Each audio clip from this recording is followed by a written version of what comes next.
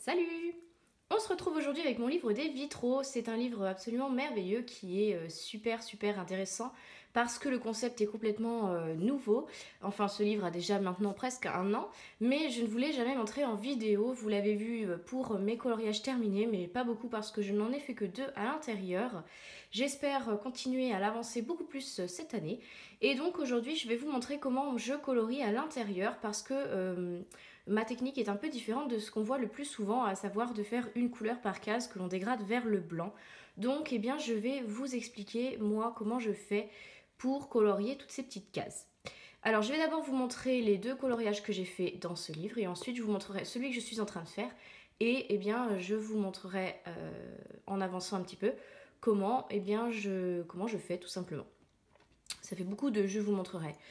Alors j'espère que je vais les retrouver. J'ai pas marqué mes pages, donc forcément, voilà ce qui se produit. Vous devez attendre que je les retrouve. Alors, ça c'est celui que je suis en train de faire, forcément. Voici le premier que j'avais réalisé quand j'ai eu mon livre. Donc c'est Wall-E et Eve. Alors j'ai pas assez de recul avec ma caméra, donc vous n'allez pas voir la totalité du coloriage, mais vous avez quand même les trois quarts. Donc voilà, ce coloriage est entièrement fait au Prismacolor. Alors, que vous dire? J'avais essayé de reproduire un fond un peu galaxie. Donc j'étais assez satisfaite du rendu que j'ai obtenu. C'est assez compliqué et donc je me suis vraiment cassé la tête parce que je voulais un effet général, donc avec des formes qui dépassent les cases, et je ne voulais pas pour autant passer à la trappe les cases dans leur individualité. Je m'explique. Il a fallu que le motif, quand on regarde de loin, ressemble à quelque chose, mais quand on s'approche, on voit quand même que à l'intérieur de chaque case, on a un travail de dégradé et qu'on n'a pas passé outre les cases pour colorier une zone entière, puisque je pars du principe que si je fais ça, eh bien je passe totalement à côté du concept de ce livre et c'est assez dommage.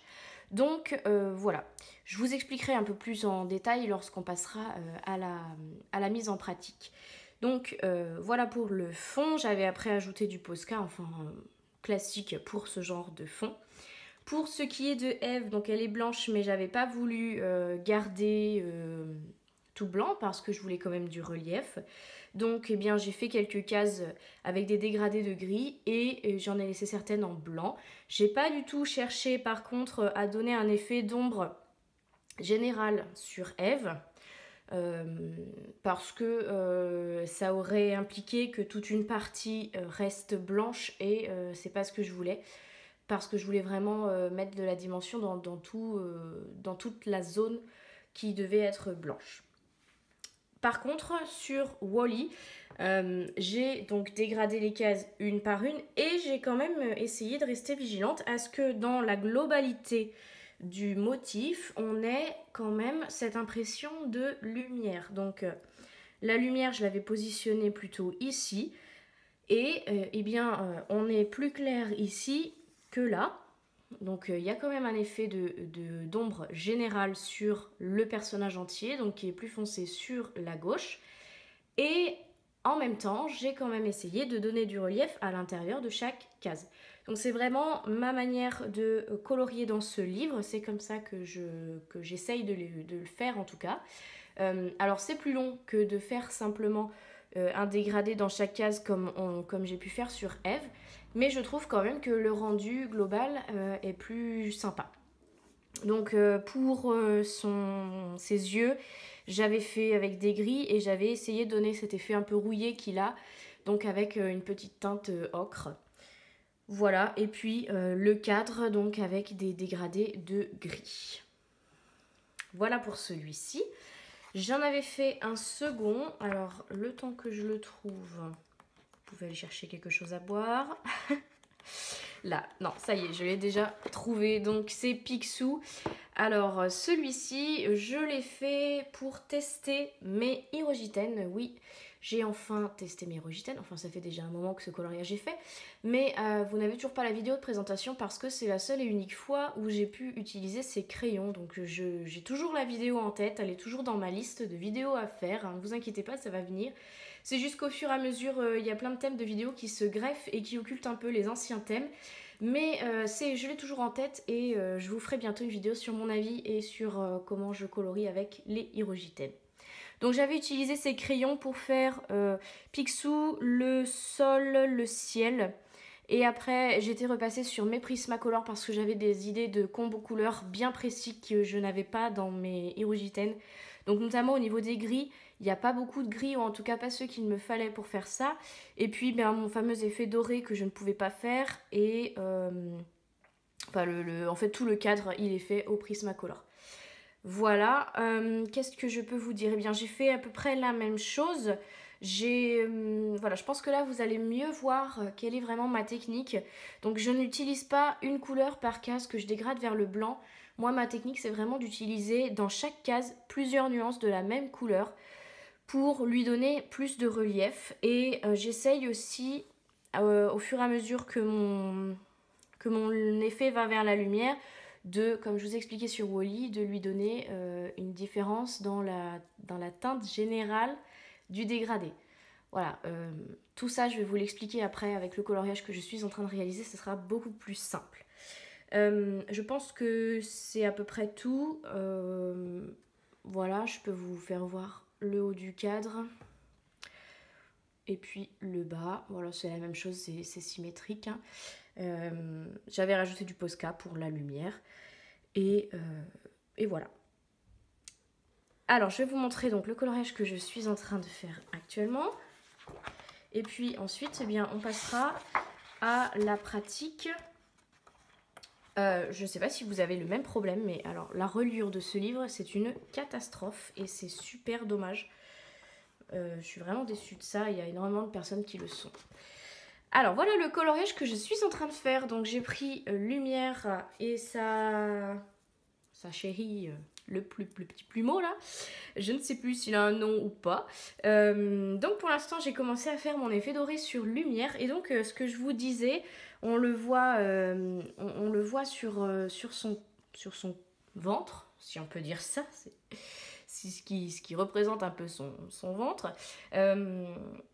Voilà, vous verrez plus quand on sera plus près, mais j'ai vraiment essayé de donner plus de dégradé foncé lorsqu'on est dans une zone qui est hors de la lumière et avec des couleurs qui sont plus claires lorsqu'on se retrouve vers la lumière. On le voit aussi un peu ici, alors là vous êtes un peu loin, vous ne le verrez peut-être pas autant que moi.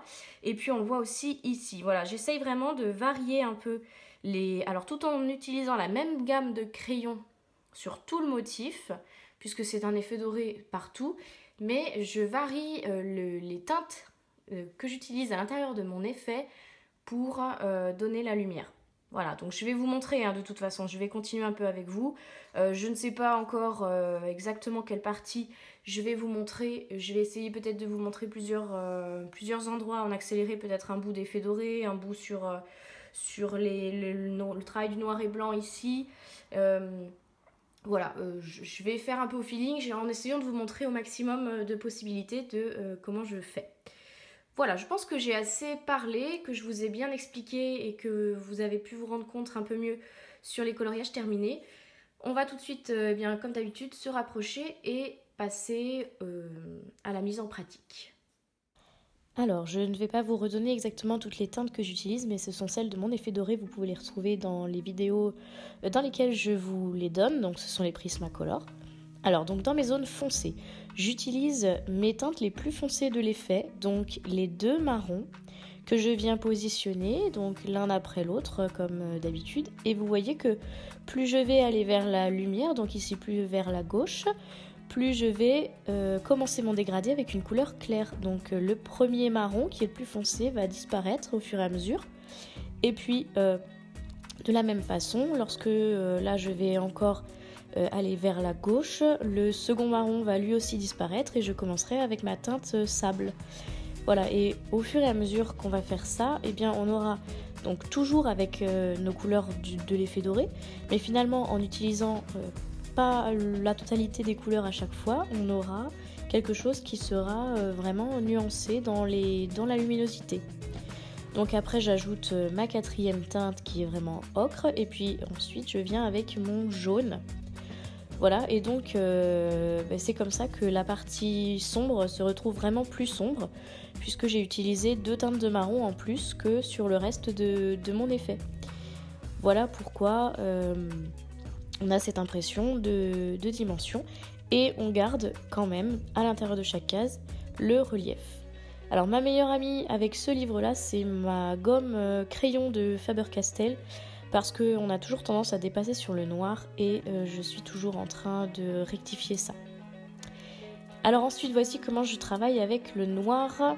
Donc je vais pas faire un relief vraiment de la même façon que sur le doré puisque bien la zone est noire, donc je vais devoir utiliser le noir dans chacune de mes cases parce que si certaines cases sont uniquement avec des gris, bien on aura l'impression que en fait cette partie du plumeau est en réalité toute grise et que le noir sert simplement à nous montrer qu'on est dans l'ombre. Or en réalité elle a toute cette partie là qui est vraiment noire, donc je suis obligée d'utiliser le noir partout. Alors je vais à l'intérieur de chaque case commencer mon dégradé avec mon noir, le continuer avec une teinte de gris et finir avec une 3e teinte comme je suis en train de faire ici. Alors j'ai pris des gris chauds, foncés, hein, je crois que c'était 90 et 70% de gris.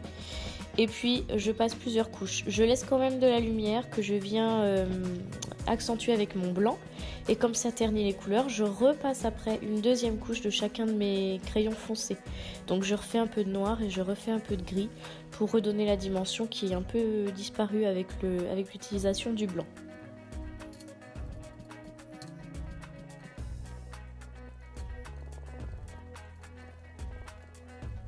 Ensuite, alors je vais vous faire voir comment je fais les zones blanches.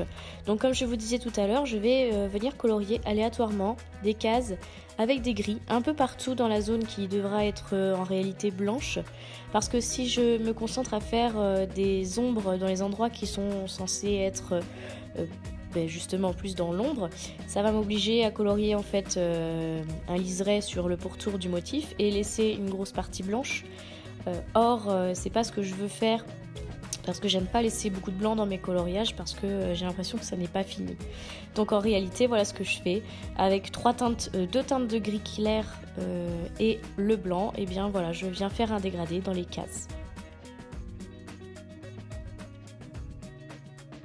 Voilà pour ma technique un peu sur différents types de coloris. J'espère que ça vous a plu. J'espère que j'ai été assez claire. N'hésitez pas à me reposer des questions si vous voulez que je vous en montre d'autres. Voilà, et puis à me montrer si vous testez.